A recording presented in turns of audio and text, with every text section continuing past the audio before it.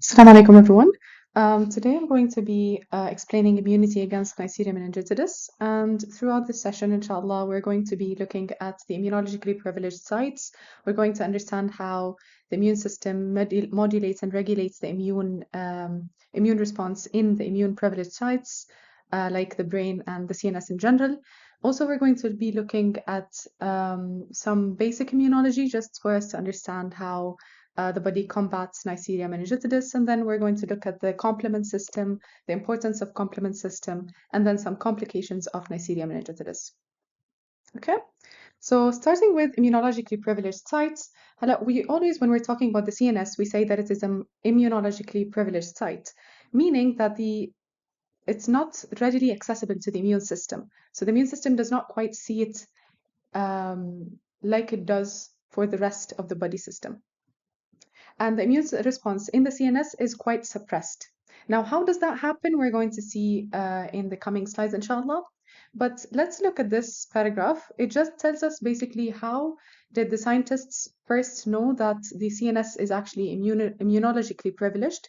They've done an experiment or experimental allogenic graft model, which basically states that whenever they did, they took some antigens and they've implanted them in the immunologically privileged sites like the brain or the CNS in general or the eyes, they found that the body did not respond as expected. For example, they've made these antigens, implanted them in the skin, and they've also implanted them in these areas. In the skin, the body attacked these antigens very much and readily. بينما when you're looking at the CNS, for example, the body did not attack these antigens at all, or they've attacked it a bit in a delayed manner, meaning that the immune system does not have quick access to the CNS in general. And we're going to look how does that happen. So as you can see in this picture, it just shows, in this table, it just shows the immunologically privileged sites like the brain, eye, testis, and uterus. And now, why do we need these areas to be immunologically privileged? It's just because they are very critical areas. Like, for example, any damage to the eyes or any excessive inflammation that happens to the eyes can cause vision loss. Any problems in the brain or excessive inflammation caused by immune response to the brain can cause many neurological deficits and neurological disorders. So the body is trying to protect itself from itself by actually reducing the immune response in these areas. Okay, so starting with, as you can see here, it is just saying the immunologically privileged sites, and you can see here the no-naive lymphocytes around these tissues. What do we mean by this? Is now naive lymphocytes are basically lymphocytes or immune cells that have not been activated. And when we say they have not been activated, it means that they have not yet seen an antigen or the pathogen that they are going to attack. These naive T cells do not have access to our brain tissue or the CNS, and we're going to see how this happens. Now, I know the first thing that comes to our mind whenever we say CNS and protection against immune response, we'll always think about the blood-brain barrier. And it is actually a very important part of the protection against immune response.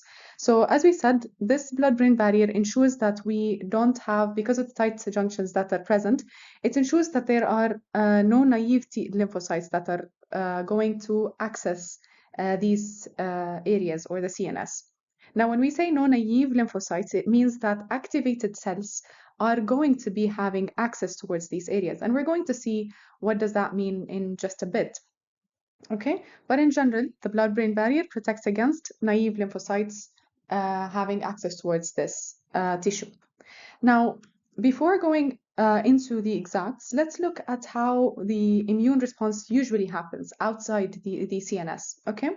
So let's say this is a pathogen. Excuse my drawings just for illustrative purposes. So this is basically a pathogen, okay?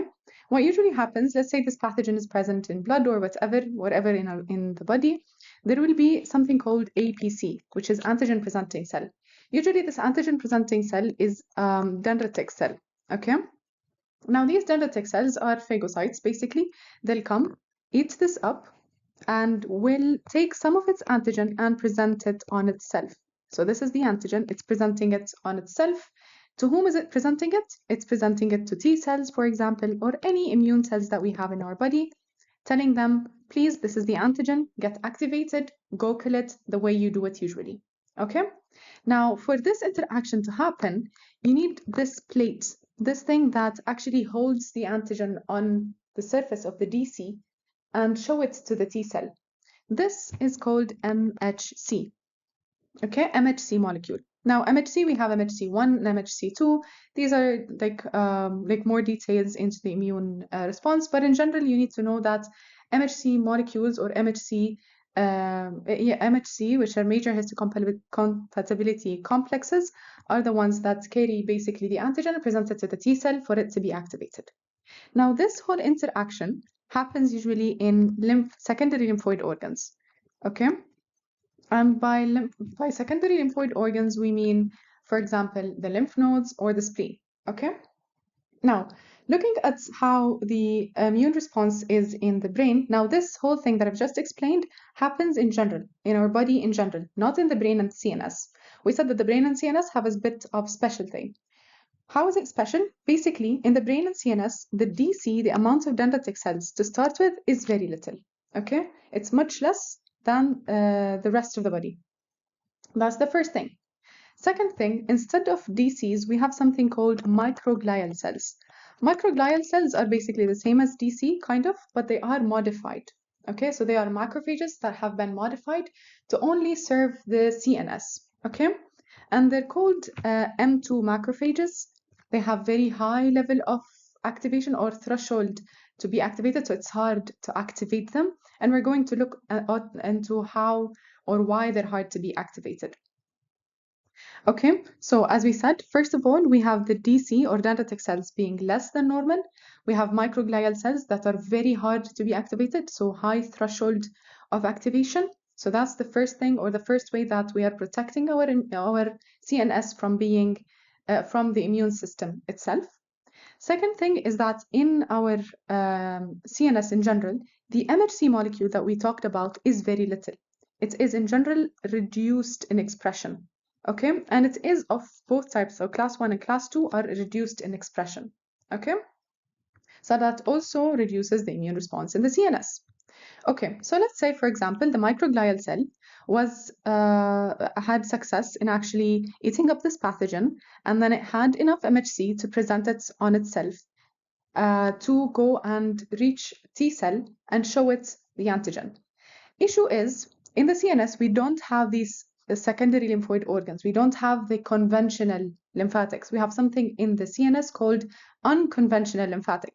So even if the M2 or the microglial cell got activated, it's hard for it to actually present it to a T cell due to the lymphatic system or the unconventional lymphatic system that is present in the CNS.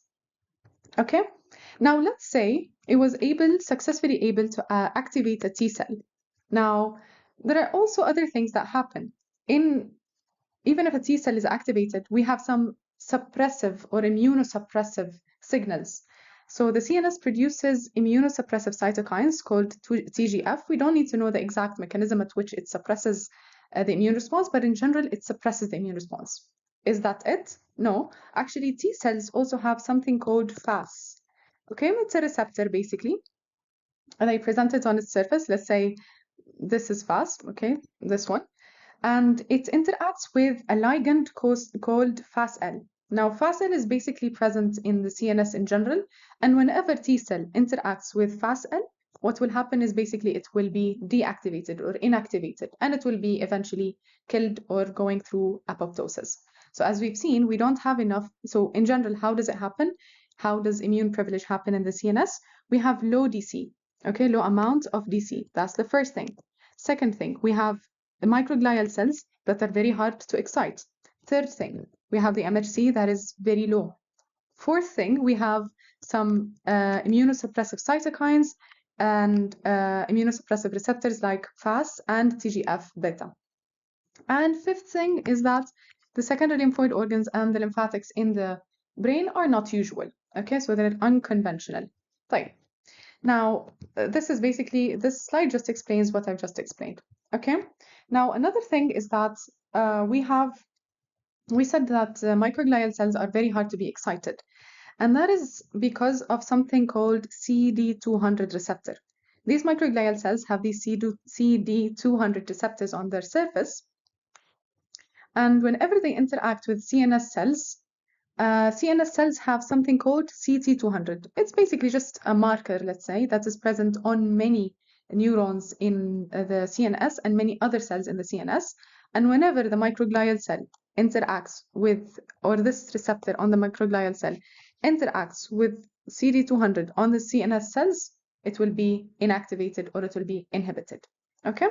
And the rest have been explained previously. Okay. So, first, we've talked about how it's immune privileged or how it's inaccessible to the immune response. Now, when can the brain become actually a target for immune response? It is, first thing you need to think about is post-trauma and infection.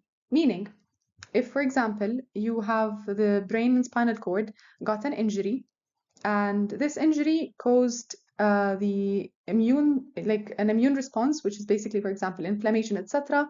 The blood vessels become leaky, so you lose the blood-brain barrier. So immune cells can actually pass to the brain and spinal cord and cause a response. Another thing we need to talk about is during the development of the immune system, normally we have something called the thymus, if you remember.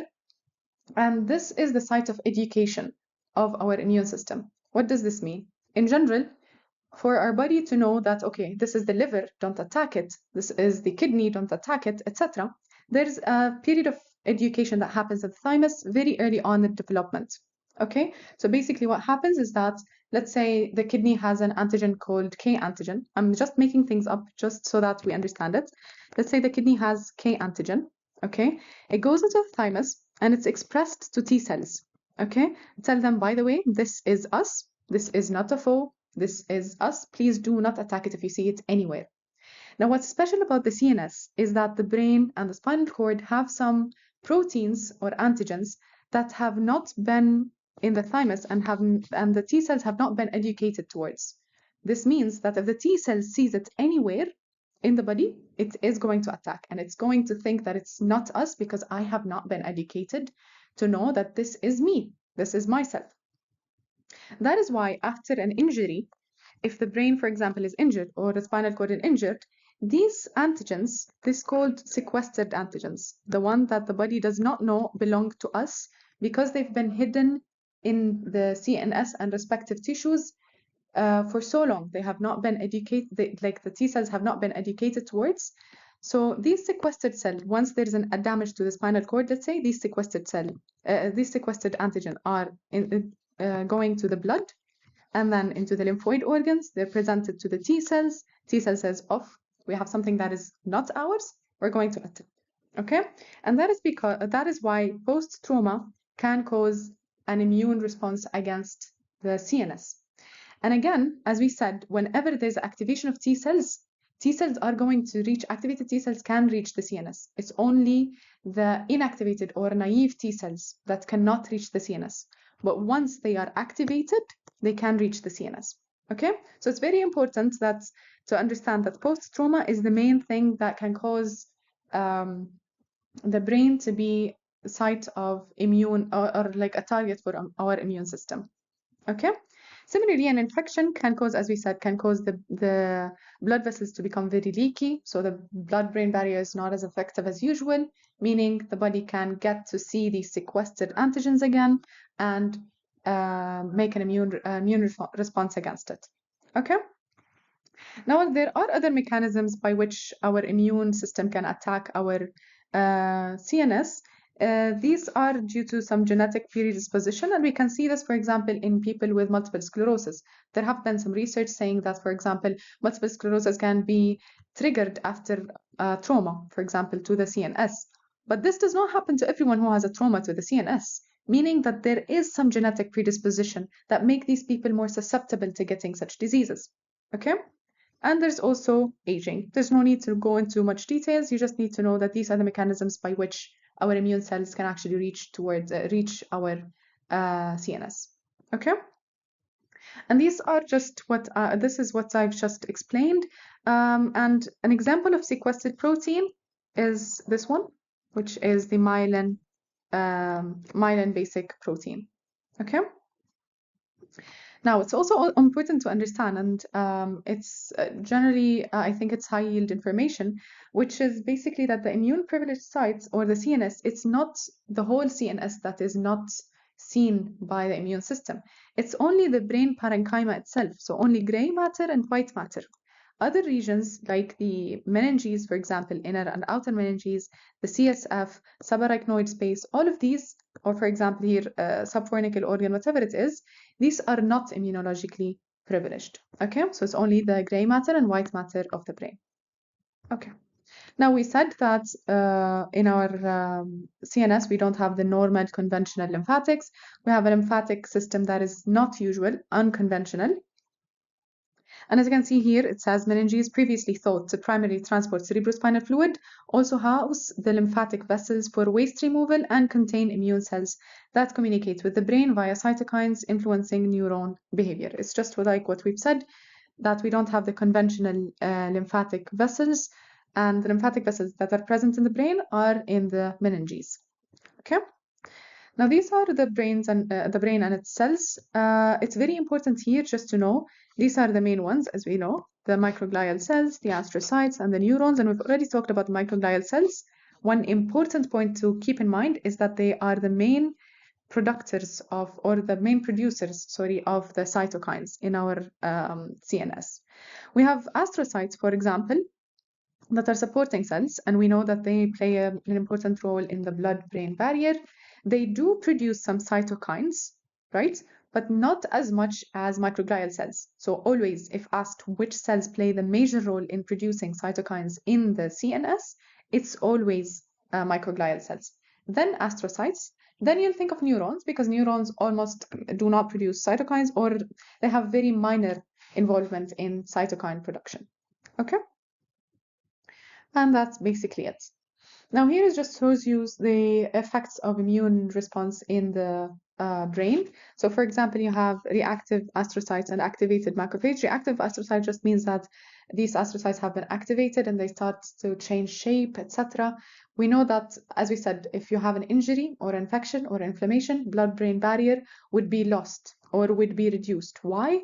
Because of these reactive astrocytes, because we know that astrocytes are the ones that are maintaining, or they are parts of maintaining the blood-brain barrier. When they're reactive, they change in form and shape or morphology, and the blood-brain barrier is no more as effective as it usually is.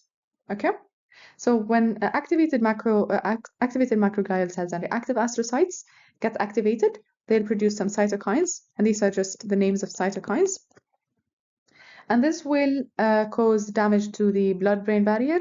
The neutrophils will start leaking into the CNS, and leukocytes also will be called into action. They'll go into the neuron, and they'll start causing neurodegeneration. Okay, and also these cytokines have direct effect on the neuron, and they will activate these transcription factors. These are just, I don't think so they're very important to memorize, but in general, you need to know that P65 and P53 are transcription factors that cause neurodegeneration, meaning the basically degeneration and killing of neurons. So you can see how detrimental it is when the immune system is actually attacking the CNS. It has detrimental effects because it's going to be killing the neurons, causing neurological problems, right? Now we'll start with the main topic, which is Neisseria meningitidis. Okay. Now these are just kind of microbiology of Neisseria meningitidis. I'm not going to go much into details. Here it just describes some of the presentations of meningitis caused by Neisseria, and we know that Neisseria is a gram-negative diplococci, so it's a bacteria. Okay, and yeah, that's pretty much it. And you can see that the mortality rate is very high in Neisseria infections.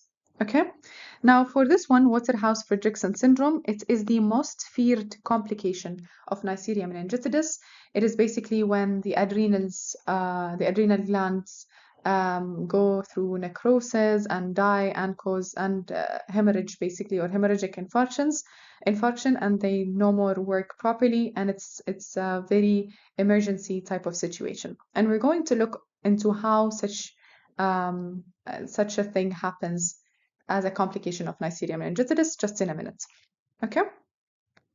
Now here, this is just a slide that shows in general the protection against pathogens. I'm not going to go through it because this is literally just stating the immune response against any infection basically, or the immune system in general. Now what the doctor actually focused on was this, which is just I just summarized basically our immune response against intracellular pathogens and extracellular pathogens. The doctor did mention that we need to know these things. They are it's just a review of whatever we've taken previously, and don't worry, it's really simple. Okay, so in general, we have something called intracellular pathogens and some pathogens extracellular. Intracellular pathogens, think of viral infections.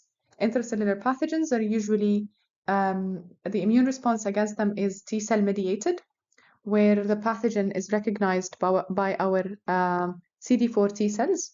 They become T helper cells, and they recognize the organism through the APCs. As we said, the APC will present the antigen to the CD4 T cells. They become activated. They start their immune response against it. Also, there are the CD8 T cells, which are also cytotoxic T cells, which once they get activated, they also start their killing of the infected cells through perforin and granzymes. Again, this is just a review of previous knowledge. I don't think so you need to understand like everything or memorize everything of it. You just need to know that intracellular pathogens are mediated by T-cell or T-cell mediated immunity, and it heavily depends on T helper cells, CD4 and CD8 cells. Okay? Now, we can see that this is not the case that we're going to be talking about today, because this is intracellular, meaning viral infections and other specific bacterial infections. This is not our focus today. Our focus will be on extracellular infections or extracellular pathogens such as Neisseria meningitidis. Now, the main thing that combats Neisseria meningitidis is humoral immunity. And when I say humoral, always think antibodies. Always. Okay, so what happens basically is that B cells in general, how we attack or how we get rid of an extracellular pathogen in our body is basically B cell mediated. So B cells will see the antigen, will eat it, through the BCR. BCR just means B cell receptor. So we have B cells have some receptors which can detect a foreign antigen or a pathogen or whatever it is in the secondary lymphoid organs that we just talked about. And these B cells, let's say this is a B cell, okay? Once it has eaten up the pathogen and presented its antigen on MHC, as we know, it will present the antigen on MHC, and we've seen this up in the explanation that we've explained up. So it presents it to whom? It again presents it to T cell, okay? And why does it present it to T cell? Because this B cell is not yet fully activated. For it to be fully activated and produce memory and produce potent, strong antibodies, it needs a co-stimulatory signal from T cells. So T cells will come, will say, no worries, let me help you out. It starts producing some cytokines, making this B cell extra active, and this B cell now can produce the antibodies, and can produce antibodies. Generally are produced IgM at the beginning, and then through this interaction that happens, they start class switching, which means that they'll start producing another antibody called IgG, which is very important in making the immune response very strong. And not only that, but also helps in memory formation. Okay, so that whenever you're faced with the same antigen again or same pathogen again, your body can remember it and cause the same exact immune response against it. Okay, so that's in general. This is important. We're going to come back to it once we see how the Neisseria actually works. Okay. Now, for Neisseria meningitidis, it's a very mean bacteria, let's say, it's a very strong, mean bacteria. And why I'm saying this, it's because it has a lot of things or virulence factors that help it attack our immune system. طيب, we're going to look into this table. This is basically just telling you what Neisseria has, basically what weapons it has against our immune system. So first of all, Neisseria meningitidis goes into the nasopharynx, okay? And it lives there, and in some people, it does not cause disease. It's just there, it's chilling, all good, okay? And how it does that is basically through pili. Pili is just basically projections on the surface of the microorganism. It helps it attach to the host cells, okay? So it helps it attach to the mucosa of our nasopharynx, okay? Other things that help it also bind are like OPA and OPC. Again, this table needs to be memorized, so I'm not going to go into much details in it, but you just need to know that, for example, these first two are basically helping the organism attach, okay? And then you have this one is very important, which is the polysaccharide capsule. Why it's important? It's because the polysaccharide capsule, as the doctor described it, it's basically slippery. And as we said, for example, this is the pathogen, okay? And it needs to be eaten up by these cells, which say DC cells or microglial cells or whatever. You can think of it like it's very slippery that this DC cannot eat it. So it needs some form of tag. It needs like, let's say this is the tag, telling the DC, come please kill me, or please, this is a pathogen, come kill it. This tag is called, or this process is called opsonization, where this organism is tagged by this opsonin and the DC can eat it up, okay? This is very much needed. This opsonization is very much needed in polysaccharide capsule or organisms that have a polysaccharide capsule. And Neisseria is one of them, okay? And for us to actually get rid of encapsulated organisms, we need the spleen. The spleen is a very important organ in in combating or fighting against Neisseria, okay? So you need to keep that in mind. Any encapsulated organism needs to be opsonized through some needs to be opsonized, basically given a tag. This tag is usually C3b, and we're going to come back to this. Please do not freak out. We're going to come back and see what's C3b. I did not want to mention it at the beginning, but I mentioned it, but we're going to explain it afterwards, okay? So the tag is called C3b, basically, usually it's C3b, telling the DC, please come and eat it up. And this process usually happens in the spleen. طيب. There are other mechanisms, as you can see, pro-B, and you can just read them, okay? These two, we're going to come back to them afterwards, towards the end. Okay, as you can see, this is the C3b again. Okay, they have something called, also the Neisseria meningitidis have something called IgA protease. Now in our nasopharynx, we have IgA antibodies. IgA antibodies are just antibodies, basically, that are always present in the mucosal cells. Any pathogen, for example, this is the pathogen, IgA will surround it and will prevent it from attaching to our mucosa and entering the blood, okay? So they'll just neutralize it. This process is called neutralization. They'll just basically immobilize it. Tell it, okay, we cannot kill you, but we're just going to stop you from attaching and going into blood, okay? That's IgA. Now, Neisseria is very smart. It has something called IgA protease.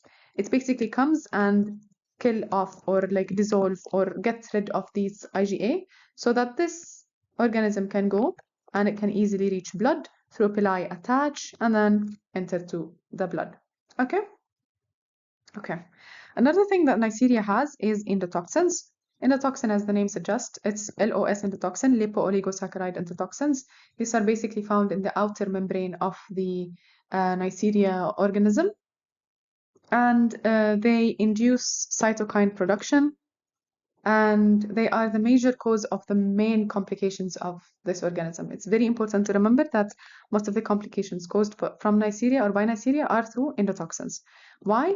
Because the immune response against it is by producing a lot of cytokine, such as tumor necrotic factor alpha and interleukin-1, which then will cause coagulopathy, and we're going to see what's this and what's this in a minute.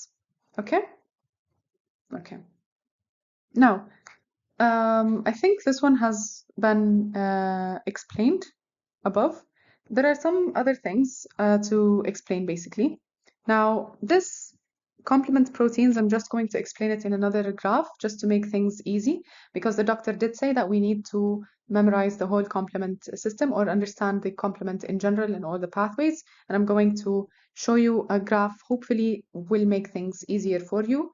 Complement, why we're focusing on complement? Because complement system is basically, what is complement system in general? Complements are basically proteins in the blood that help against organisms, or against, like, it's an immune response that help against some organisms, including Neisseria meningitidis. Okay, now let's see. It's 1 second. Yeah, this one. Okay, so the complement system, as we said, they are solubilized proteins or proteins in the blood that are always on the search for any organism to attack. Okay, and we're going to see how they attack. Now, the main idea about complements, generally they are, for example, from C1 to C9. These are basically their names, okay? Okay, so how do this system get activated? It's through multiple mechanisms, okay? It's either going to be activated through the classical pathway, okay? Or through lectin pathway, or through alternative pathway.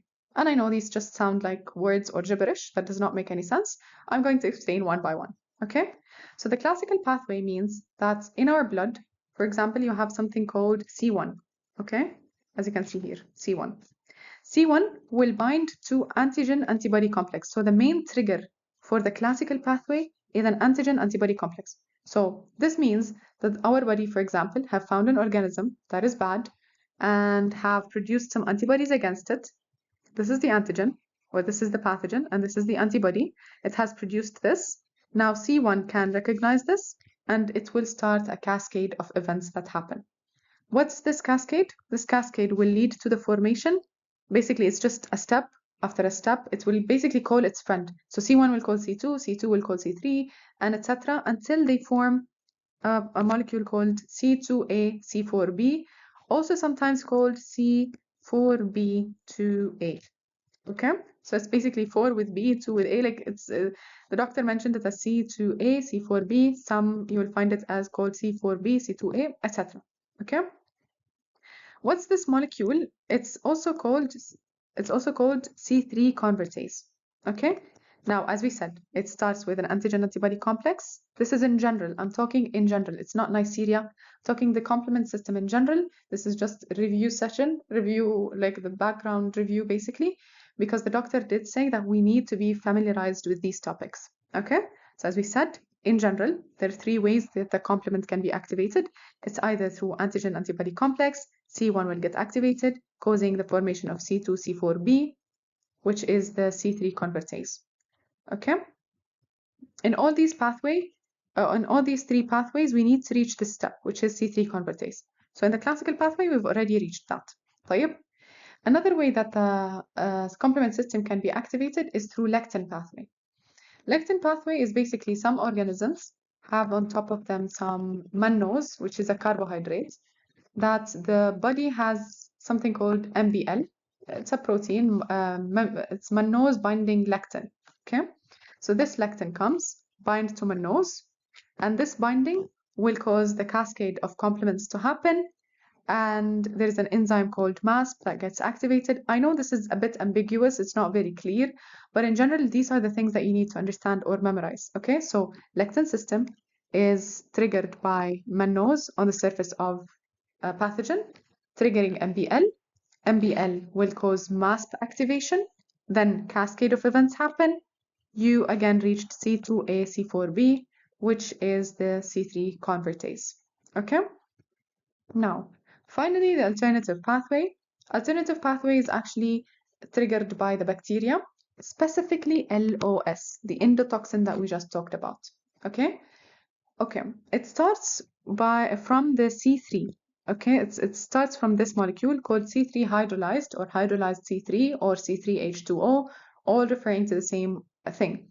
Okay, so C3 hydrolyzed, it's basically in the blood. It detects this LOS and it starts a cascade.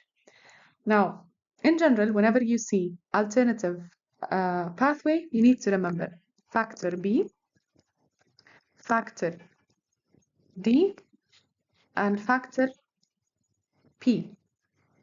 Okay, now factor P is the same as properdin that is written here. So when you see this or see properdin, they're basically the same thing.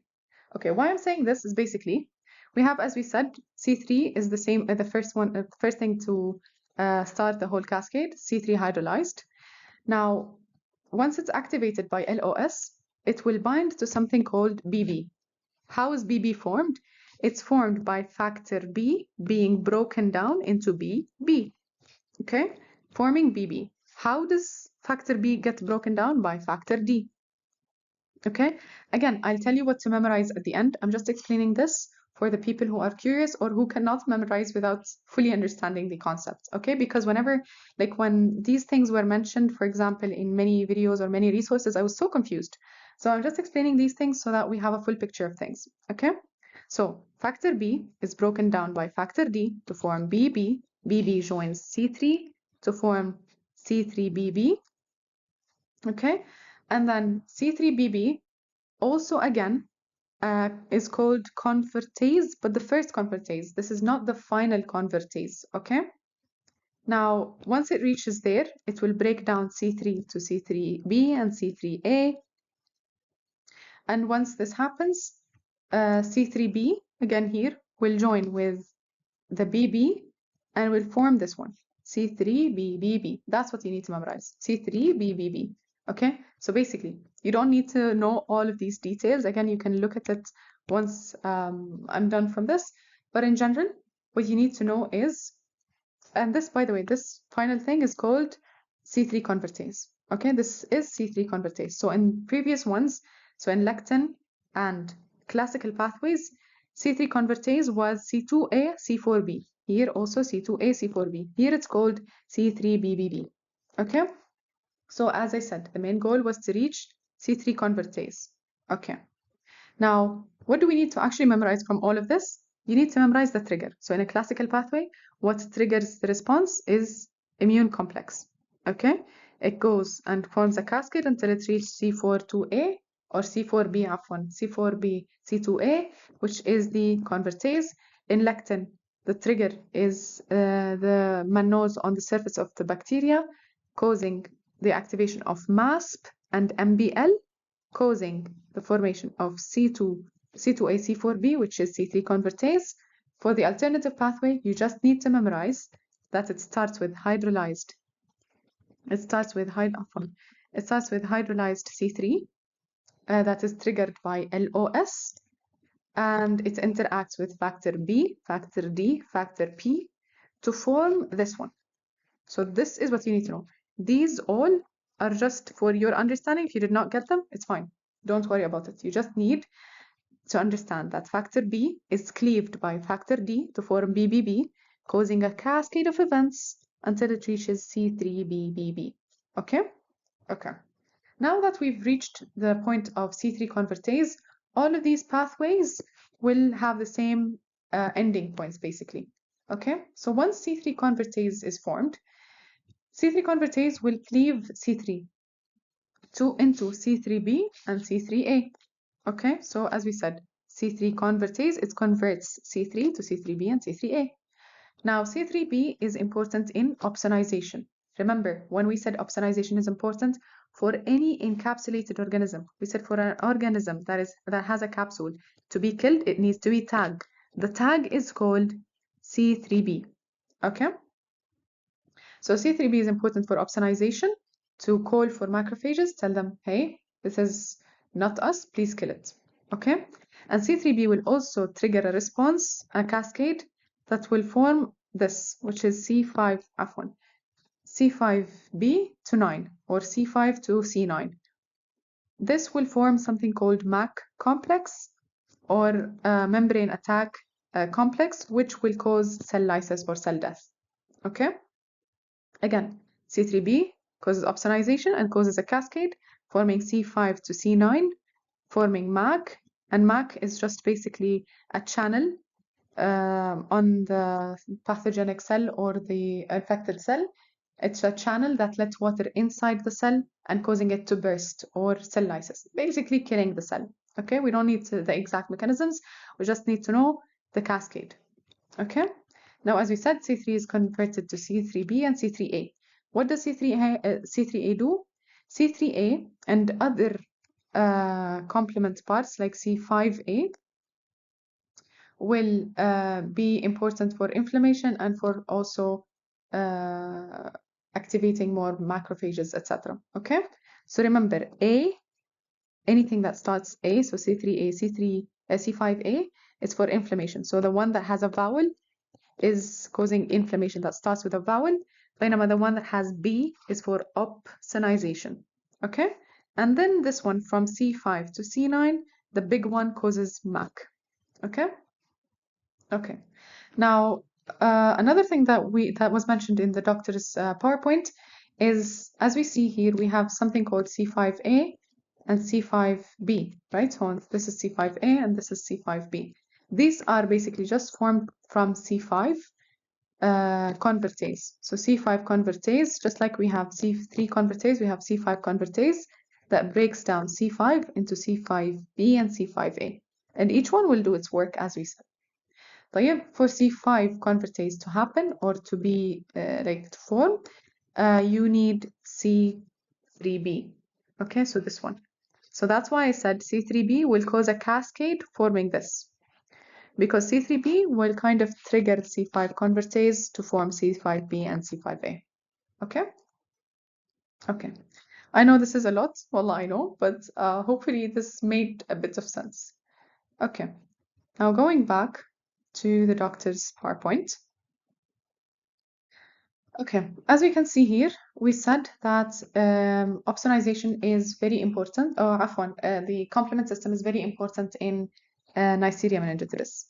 Now, we've discussed that we have three pathways by which complement system can be activated. It's either the classical, lectin, or the alternative pathway. You need to be very familiar with the idea that for us to fight Neisseria meningitidis, you need the alternative pathway. Alternative pathway. This is the most important one. Then comes the classical pathway, important but not as much. And the lectin pathway is almost not important at all for Neisseria meningitidis. Okay? Okay. And we're going to go into a bit more details just in a bit. Okay? Now, okay. Now here, from the complement system, we said that the alternative pathway is the most important one. It's not only the alternative pathway that is important. Wait 1 second, sorry.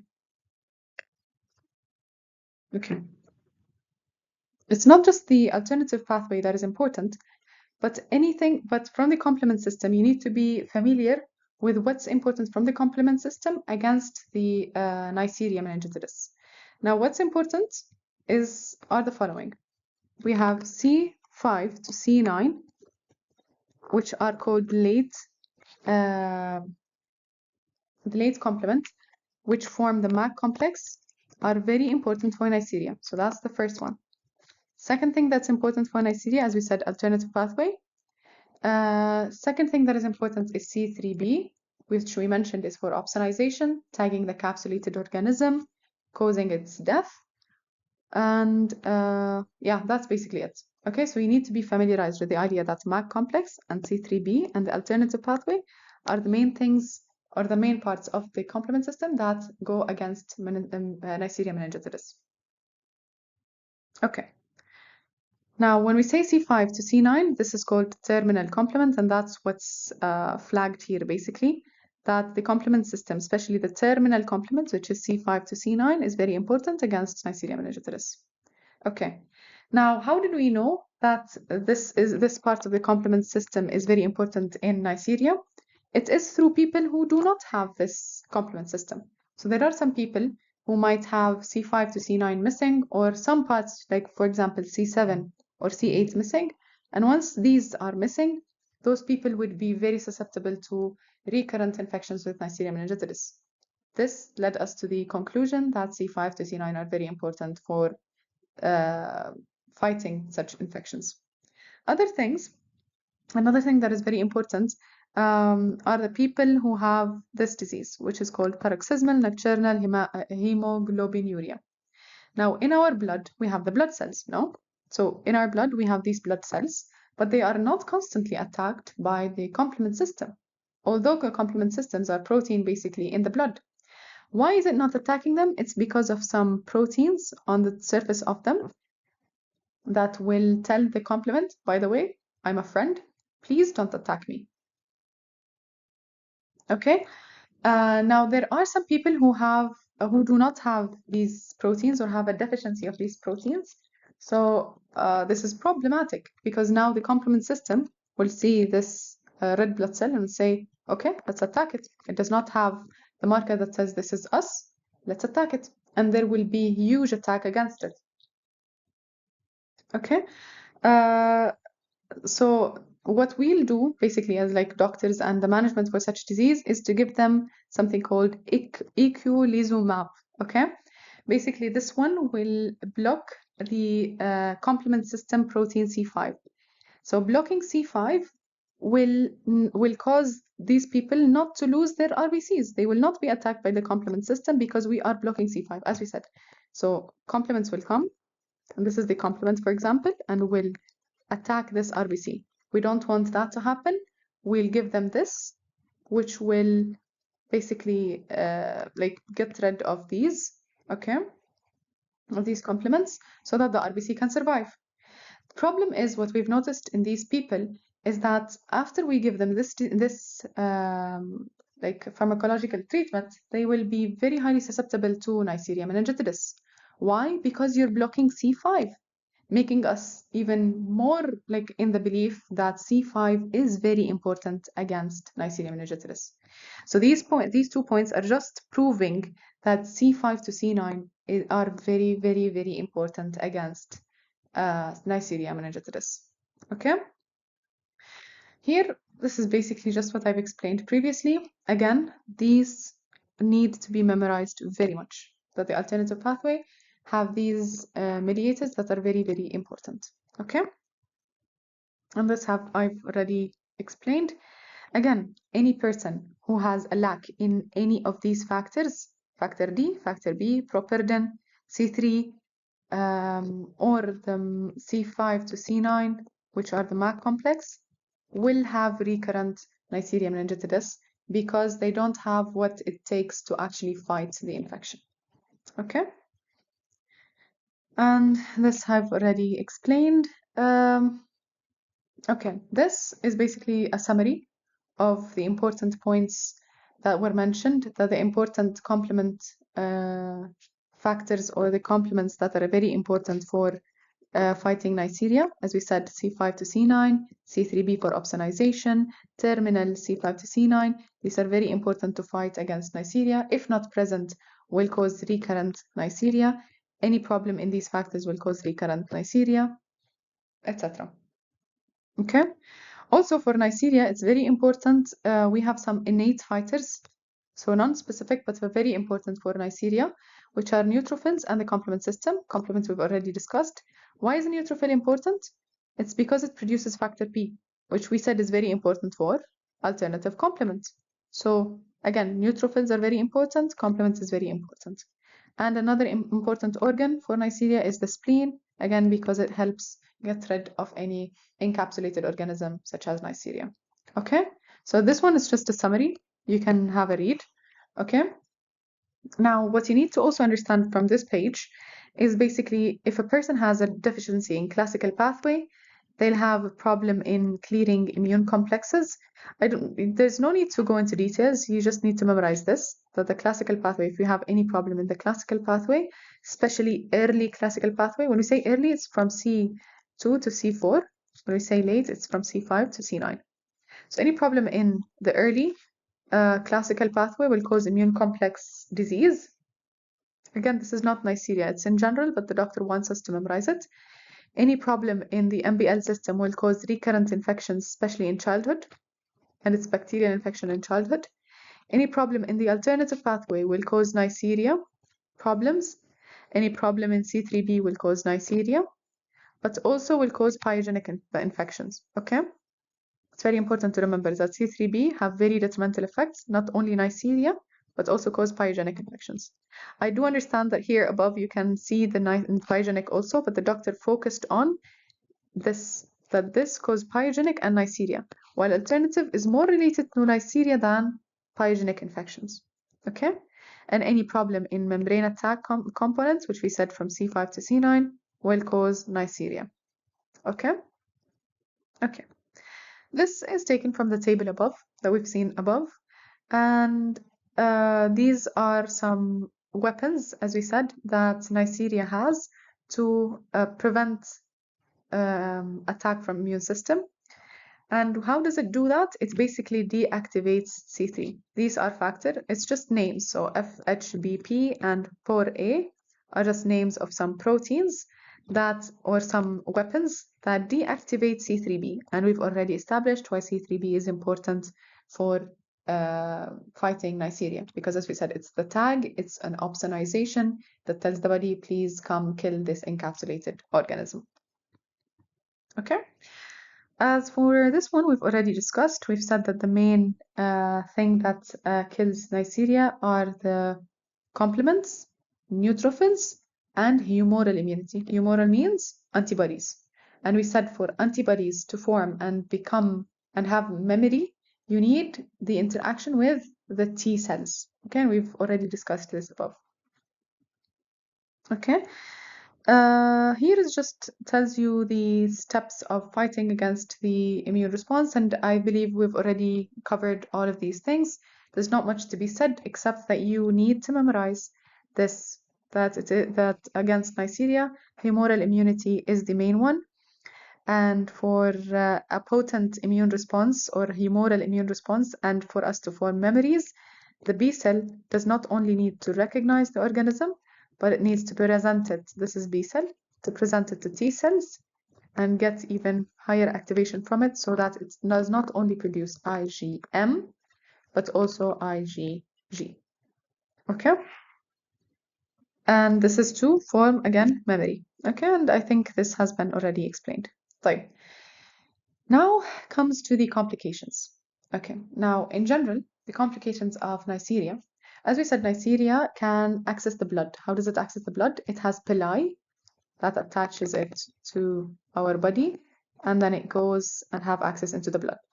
Once it's in the blood and causes infection in the blood, it causes sepsis, which is basically the infection and inflammation that happens due to the presence of an organism in the blood. طيب.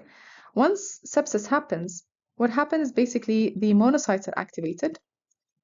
Okay, monocytes are basically immune cells again that will recognize the endotoxin and will recognize the pathogen, will eat it up, and will start producing a lot of cytokines. And plus, there will be cytokines already produced by our immune cells. These pro-inflammatory cytokines will also activate the monocytes. So monocyte will be activated by the presence of the bacteria itself, and will be also activated by the pro-inflammatory cytokines that are produced by the other immune cells trying to fight the infection. Now, once monocytes are activated, and once these pro-inflammatory cytokines are present, they will start producing causing the expression of something called tissue factor, which is also expressed where, or is produced by the monocytes. Tissue factor is very important because it causes what? Fibrin deposition. What does fibrin deposition mean? It causes clotting. So again, sepsis causes the production of pro-inflammatory cytokines, which activates the monocytes and causes it to produce tissue factors. Tissue factor cause what? Clotting. Okay, so now we're using clotting factors, coagulation factors, etc. And this will cause clotting in the thrombus, okay, clotting in the blood or thrombus, okay? So you can see here the thrombus formation. Not only that, but also the endotoxin that is produced by the organism, as we said, endotoxin is the LOS. The endotoxin that is produced by the bacteria will cause damage to the endothelial cells and will cause the activation of endothelial cells. This damage and activation will cause an impairment in the anticoagulant mechanism. So normally, when you have clotting, you have anti-clotting, basically, or anticoagulant mechanism that goes on by the endothelial cells. But because of the damage that happens through the LOS, these endothelial cells cannot cause the normal anticoagulation. So you just have a lot of clotting that is happening and nothing is stopping it because the thing that usually stops it is not stopping it anymore. Okay, so that's first thing. Second thing, also there will be, because of this damage to the endothelial cells and causing their activation, there will be an increase in something called PAI, or plasminogen activator inhibitor. These are basically, in a normal situation, this plasminogen activator will activate something called plasmin or plasminogen to become plasmin, and it will cause usually the dissolving of this clot or this fibrin. What happens is basically we are inhibiting this activator. So we're not allowing anything to dissolve this clot. We are causing damage to the anticoagulation that happens normally, and we are increasing the PAI, which inhibits anticoagulation. So there will be continuous clotting, and clotting factors are continuously used when sepsis happens due to Neisseria. This means what? This means that you have a lot of microvascular thrombus or clots. These clots can go into many organs, cause necrosis, hemorrhagic necrosis, and death of many organs, including what? Including the adrenal glands that we've talked about previously. Remember the Waterhouse-Friderichsen syndrome? Waterhouse-Friderichsen syndrome. We said that it causes a problem in the adrenals. How does it cause problem in the adrenal? Through this mechanism. You have these microvascular thrombi go to multiple organs in the body, can cause clotting, can cause necrosis and hemorrhagic necrosis. Okay, so the adrenal will have these small microthrombi causing its damage. Not only that, but also this damage to endothelial cells and damage to the body and the systemic case of inflammation that happens in sepsis will cause the blood vessels to become very, very, very leaky. Meaning all the plasma or all the blood that is present in the blood vessels will start leaking into tissues. So we have very little blood in the blood vessels, causing something called septic shock. Septic shock basically means what? You don't have enough blood inside the blood vessels because of the sepsis or because of the inflammation that is happening. This means what? Many of our organs will not get enough blood, meaning many organs will start dying, including adrenal gland, causing Waterhouse-Friderichsen syndrome. Okay, so Waterhouse-Friderichsen syndrome is caused first by the clotting that happens, second by the septic shock itself, will deprive the adrenal from blood and will cause the hemorrhagic necrosis that is seen in Waterhouse-Friderichsen syndrome. Again, it is an emergency and it can be fatal. Okay, now, before going to the next stage, as we said, this case of excessive clots that happen, so we have a lot of clots that are happening. So clotting factors are continuously used by our body, right? So clotting factors are continuously used.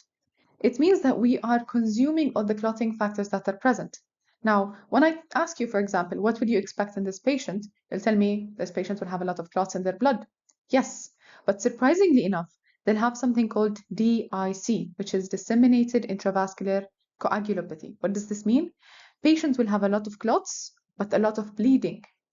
It's weird and it seems paradoxical because if I am producing a lot of clots, why am I bleeding? If I'm going to have a bleed, my body should be able to produce the clots, right? Wrong. Why? Basically because of the clotting that is happening all throughout the body. It is not being normally, like through normal mechanisms, regulated. The body is using all the clotting factors that we have in the body. So any small minor trauma that can happen where you actually need these clotting factors, you don't have enough of them. We've been using them in all our blood vessels, in all our organs. We don't have enough of them. So the patient, any small hit, they will have bruises, they will have ecchymosis, they will have petechiae, which is the rash that is usually seen in DIC caused by Neisseria meningitidis. So usually you'll see it in scenarios, for example, a patient comes with fever, they will have this rash, and they will eventually know that they have Neisseria meningitidis. How is this rash caused? It is caused because of this DIC, because of the sepsis that happens. You're using or consuming all the clotting factors that you have. Any small hit will cause the person to start bleeding and causing these bruises, ecchymosis, petechiae, rash. Okay? And these have already been explained. Again, you just need to understand that the whole issue or the whole thing started with lipooligosaccharides that we said in the toxins, because we said the endotoxin is the trigger for tissue expression, tissue factor expression. It's the main trigger for endothelial damage. Hence, it is the main trigger for clotting, main trigger for DIC, etc. Okay? Now for these, I've already explained all of it. It's just enumerating basically the inflammatory cytokines. Please do memorize them, things that are present in the PowerPoint, do memorize them. I just simplified things, but usually you need to memorize, for example, some of the inflammatory cytokines that are produced are the tumor necrotic factor. Okay? And this is a point I added, sorry. This is a point that I added, which is the cause of Waterhouse-Friderichsen syndrome. Okay, now we're reaching the end. Meningococcal vaccination. Now, in general, we do know that a main way to actually prevent the infection is through vaccination. And we have some vaccines against some serotypes. Serotypes is just basically different forms of the same bacteria. So Neisseria meningitidis can be called it's just different names, basically. So Neisseria meningitidis can be called A, W, C, Y, B, etc. طيب. So we've made some vaccines against these serotypes, A, C, W, Y. And how we make these vaccines, it's through the capsular polysaccharide. So we said that the organism has a capsule. Say, I don't know how to draw the capsule, but let's just imagine that this is the capsule. They take the capsule, they take some antigens on the capsule, and they make the vaccine using that antigen. Thing is, this is usually the polysaccharide vaccine, but you can see here that they said capsular polysaccharide conjugated vaccines. What does this mean? In general, we can take this antigen from the capsule and inject it into the human, and then injecting it into the person will cause the immune response and will make them, immune to this antigen. Issue is, injecting just the polysaccharide, will not cause long-term memory formation. Why? Because the polysaccharide alone will, remember when I said that B cells would present, through MHC, will present the antigen to T cells? This is called T cell dependent activation of B cell. Activation of B cell. This is a crucial thing to form memory, okay? But when you're injecting this vaccine, only the polysaccharide, it will not cause this type of interaction, okay? It will just cause IgM to be produced, so there will be no memory.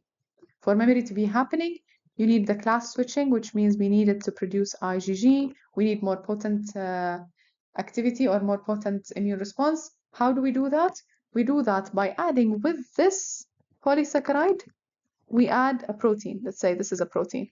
Okay, so we add a protein. The body will go through this interaction, which is very crucial for forming memory. So now when you see something called capsular polysaccharide conjugated protein, you understand that they did conjugation with a protein to cause a long-lasting immune response. Okay? And again, you can see that this is the main one. ACWY is the main one, is the main vaccine that are present, but there is also a new vaccine that has been made, which is for the serogroup B. Okay? And this is just explaining the conjugate vaccine. And this is the interaction that I've just discussed with you guys, which is B cell needs to interact with T cell for memory B cell to be formed. Okay? And these are just take-home messages. We've already discussed everything. Thank you so much. كل التوفيق. I hope this made sense, and I hope it helped you so much. Thank you for listening.